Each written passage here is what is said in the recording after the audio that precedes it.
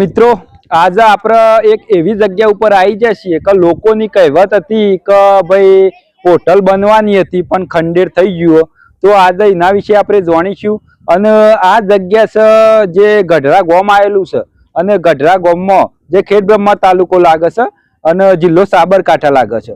તો આપણે જે અહીંના લોકો છે એટલે કે અહીંના જે આપણે જગ્યા જોવા આવ્યા છીએ ત્યાં આગળ અહીં જે રહેતા હોય એમને આપણે પૂછીશું કે આ જગ્યા વિશે શું છે, તો એ લોકો આપણને માહિતી આપીશું।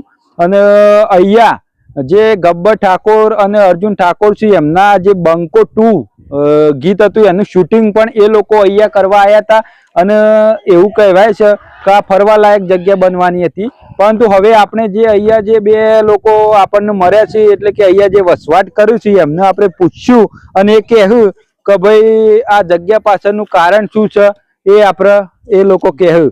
તો અમારું કહેવું એ થાય છે કે જે આ સામે જગ્યા દેખાય છે એ જગ્યા કેટલી જૂની છે અને શું કારણ છે એ તમે લોકો કહો। પ્લાન ઇન્ડિયા રિસોર્ટ બનવાનો હતો અહીંયા, પણ કંપની એના કારણે બંધ થઈ ગઈ, અમને કઈ ખબર બરાબર નથી। પણ અહીંયા રિસોર્ટ વોટર પાર્ક ને બધું બનવાનું હતું, જોવાલાયક સ્થળ બનવાનું હતું, જોવાલાયક સ્થળ બનવાનું। તો મિત્રો અહીંયા જે ઋષિ એ લોકો એમ કે છે કે અહીંયા એક હોટલ બનવાની હતી જે પાન ઇન્ડિયા કંપની છે રિસોર્ટ, જે પાન ઇન્ડિયા રિસોર્ટ બનવાનું હતું અને ફરવાલાયક જગ્યા બનવાની હતી, પરંતુ શેના કારણે એ બંધ થઈ ગયું કામ એ ખબર નથી।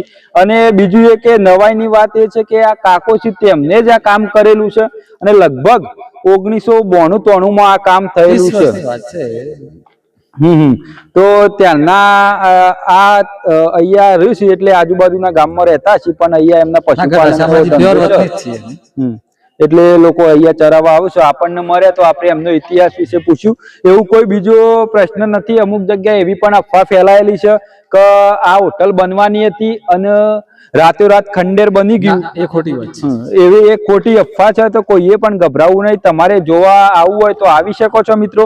અને હવે આપણે તમને બતાવીશું અંદરનો નજારો કે અંદર કઈ પ્રકારની હોટલ બનવાની હતી એ। મિત્રો તમે જોવો આ છે એ હોટલ અને અંદર પણ એટલી આલિશાન બનવાની હતી એટલે કે આ જોઈને આપણને લાગે કે કઈ ટાઈપની કંઈક અલગ ટાઈપની જ હતી મિત્રો, તમે જોઈ શકો છો। અને જે અફવા ફેલાય છે એ અફવાથી દૂર રહેવું, તમારે જોવા આવવું હોય તો આવી શકો છો। પરંતુ ફરીથી આ કામ ચાલુ થવાનું છે એવી સંભાવના છે, એટલે કે એવું જાણવા મળ્યું છે, પણ જ્યારે થાય ત્યારે તો આપણે જોઈ લઈશું, એનો કોઈ વાંધો નહીં। આ છે હોટલની સીડી છે એટલે કે હોટલથી ઉપર જવા માટેનો રસ્તો છે મિત્રો।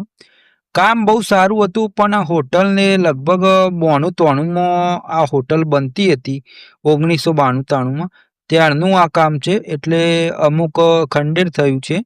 અને આ જે તમને રૂમ જેવું દેખાય છે જે ઝૂંપડા જેવું એ પણ એ પ્રકારની એક ડિઝાઇન હતી અને તમે જોઈ શકો છો, પણ આપણને અત્યારે ખંડેર લાગે, પરંતુ કંઈક અલગ જ રિસોર્ટ બનવાની હતી જે જોવાલાયક અને અહીંયા જે રહેતા હતા એમને પણ એક રોજગારીની તક ઊભી થાય એવું હતું।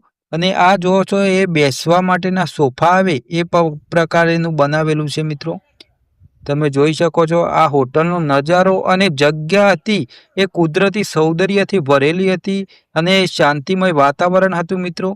પરંતુ શું થયું એ તો આપણને કંઈ ખબર નથી, પણ આ જગ્યા ઉપર ઘણા વિડીયોના શૂટિંગ પણ થયા છે, ઘણા કલાકારો અહીંયા આવ્યા પણ છે મિત્રો।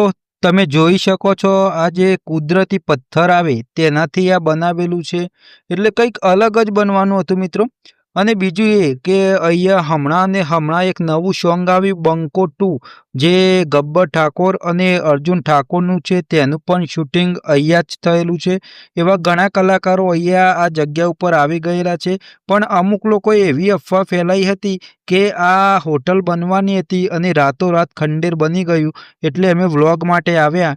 પરંતુ અહીંયા આવ્યા એટલે કે જે સાચું હતું એ આપણને જાણવા મળ્યું મિત્રો. અને તમે જોવો છો કે આ પ્રકારેનું કામકાજ હતું અને કુદરતી સૌંદર્ય તો તમે તમારી નજરે જોઈ શકો છો. વિડીયોમાં આવશો એટલે તમને કંઈક અલગ જ મજા આવશે.